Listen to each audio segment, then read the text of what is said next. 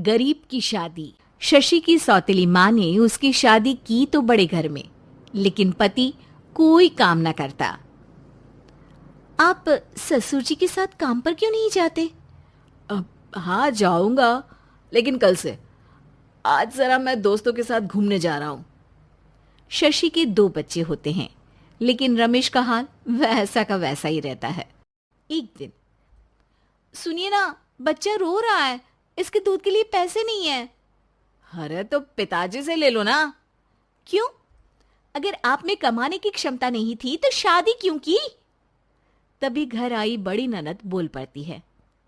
आहा, तुम्हारी माँ को साफ साफ कह दिया था कि लड़का ना कमाता है ना कभी कमाएगा। हम 4 बहनें हैं इसका ख्याल रखने के लिए, और पिताजी का इतना सारा पैसा, तुम्हें किस चीज की कमी रखी है? लेकिन थोड़े ही सालों में तकदीर बदल जाती है। शशि का ससुराल गरीब हो जाता है। सब बिकने के बाद शशि अपने पति, बच्चे और सास के साथ किराए के मकान में आ जाती है। मैं कोई नौकरी करना चाहती हूँ दीदी। अरे इतने बड़े घर की बहू थी शशि, तुम नौकरी करोगी? नहीं नहीं नहीं नहीं। नहीं करूंगी तो घर कैसे चलेगा? बच्चों को भी तो पालना है ना। तभी शशि का भाई आ जाता है। शशि, ये ले राशन का सामान, किसी भी तरह की कोई भी जरूरत हो तो बताना। भाई, अब मैं नौकरी करूंगी। देख बहन, वैसे तो मैं तेरे साथ हूं, लेकिन हाँ, मैं ये भी चाहता हूं कि तू अपने पैरों पर खड़ी हो जा। शशि को एक प्ले स्कूल में छोटे बच्चों को संभालने की नौकरी मिल जाती है। एक दिन, शशि, मेरे स्कूल को अब तुम संभाल लो। मैं कुछ दिनों के लिए अपने बेटे के पास जा रही हूं। लेकिन प्ले स्कूल अकेले मैंने कभी नहीं संभाला है। अब ये सब मैं नहीं जानती। इतने महीनों में तूने जो देखा, बस पूरे आत्मविश्वास के साथ उसे करना। शशि नीलम के जाने के बाद पूरे 1 महीने उसका स्कूल अकेले संभालती है, और फिर एक दिन आता है जब वो अपना खुद का स्कूल भी खोल लेती है। वाह शशि, तुमने आज मेरा सर गर्व से ऊंचा कर दिया। तुम्हारा यही आत्मविश्वास तुम्हें बहुत आगे ले जाएगा।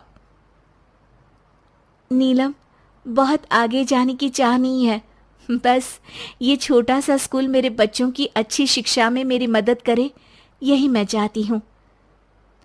शशि थोड़े थोड़े पैसों से ही अपना परिवार पाल रही थी। एक दिन उसके घर उसकी बड़ी ननद आती है। अरे भाभी, घर में कूलर तो लगा लेती, मेरी माँ को कैसे पंखे में लिटा रखा है। अरे तो शशि कौन सा एसी लगा कर सो रही है, वो भी तो यहीं रहती है ना मेरे पास। ज्यादा यहाँ आकर मेरी बहू को परेशान न किया करो। हाँ, मुझे भी शौक नहीं है इस छोटे से घर में आने का। मैं तो बस ये बोलने आई थी कि मेरे बेटे की शादी है तो ननिहाल का जो नेग होता है वो ले आना। हाँ, जितना बनेगा कर देंगे, और ना हुआ ना तो वो भी नहीं करेंगे। तभी शशि बोल पड़ती है। अरे नहीं माँ जी, रीटा घर की बेटी है, उसके ससुराल वाले उससे शादी पर पूछेंगे कि मायके से क्या मिला। रीटा, तुम मुझे सामान की लिस्ट भेज देना, मैं पूरी कोशिश करूंगी कि तुम्हारी हर डिमांड को पूरा करें। अच्छा, मैं खाना लगाती हूँ। शशि ये बोलकर किचन में चली जाती है। धीरे धीरे कर शशि किसी न किसी तरह अपनी सारी ननदों की डिमांड भी पूरी करती, बच्चों की ख्वाहिशें भी, और उनकी पढ़ाई के लिए पैसे जोड़ती। एक दिन जब शशि का बेटा 12वीं पास करके आता है। माँ, अब तुझे काम करने की जरूरत नहीं है, मैं अब कोई ना कोई नौकरी करके पढ़ाई भी साथ कर लिया करूंगा। शशि को लगता है कि बेटा और आगे पढ़ाई करे, लेकिन वक्त की मार के कारण वो बेटे को काम के लिए हाँ कर देती है। अब बेटा एक बैंक में चपरासी बन जाता है। लड़का देखने में तो बड़ा अच्छा है, अंग्रेजी भी पटर पटर बोलता है, फिर चपरासी क्यों? लड़का सारी बात मैनेजर को बता देता है। अच्छा, तो मैं तुझे एक मौका देता हूँ, तू यहाँ रहकर दूसरे डिपार्टमेंट का भी काम सीख। अगर तू किसी एक का भी काम अच्छे से सीख गया तो मैं तुझे यहाँ टेबल चेयर में बैठने वाली नौकरी दे दूंगा। लेकिन एक दिन शशि की ननद उसे फोन करती है। अरे भाभी, देखो मायका तो मेरा तुम लोगों से ही है। मैंने आपके बेटे और मेरे भतीजे प्रदीप के लिए यहाँ एक नौकरी देखी है। पूरे 5,000 मिलेंगे। वैसे करता ही क्या है, चपरासी ही तो है ना। कोई बात नहीं रीटा, मैं उसे इस शहर के बाहर नहीं भेजना चाहती हूँ।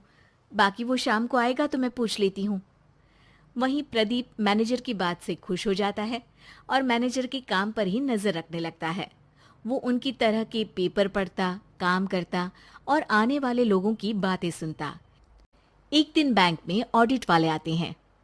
ये गलत है, पूरी बैलेंस शीट नहीं मिल रही है, कहीं ना कहीं गड़बड़ है। ए मैनेजर, क्या करते हो? बैंक के पैसों का हिसाब सही नहीं है।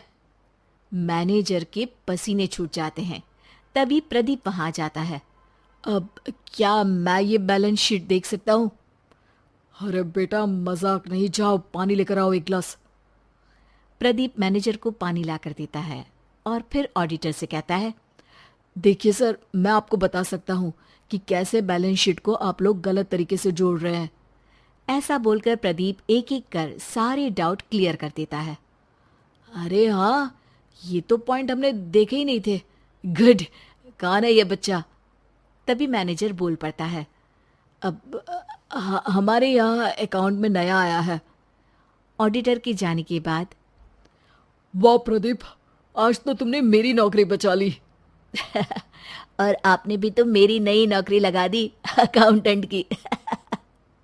बस फिर क्या था, प्रदीप ने एक बार जो सफलता की सीढ़ी चढ़ी, बस चढ़ता ही चला जाता है। फिर एक दिन शशि की ननद, अरे भाभी कैसी हो? घर को तो बड़ा ही सुंदर चमका रखा है। अरे बेटी, कैसे आना हुआ? तू तो इस छोटे से घर में आना भी नहीं चाहती थी। कोई खास काम है क्या? अब हाँ, वो माँ, मेरा जो मजला बेटा है ना, वो अकाउंट से पढ़ाई कर रहा है, तो प्रदीप से बोलकर उसकी भी कहीं अच्छी नौकरी लगा दो ना। सास और शशि समझ जाते हैं कि कैसे पैसे आते ही लोगों के बात करने के तरीके से लेकर रिश्ते निभाने तक में बदलाव आ जाता है।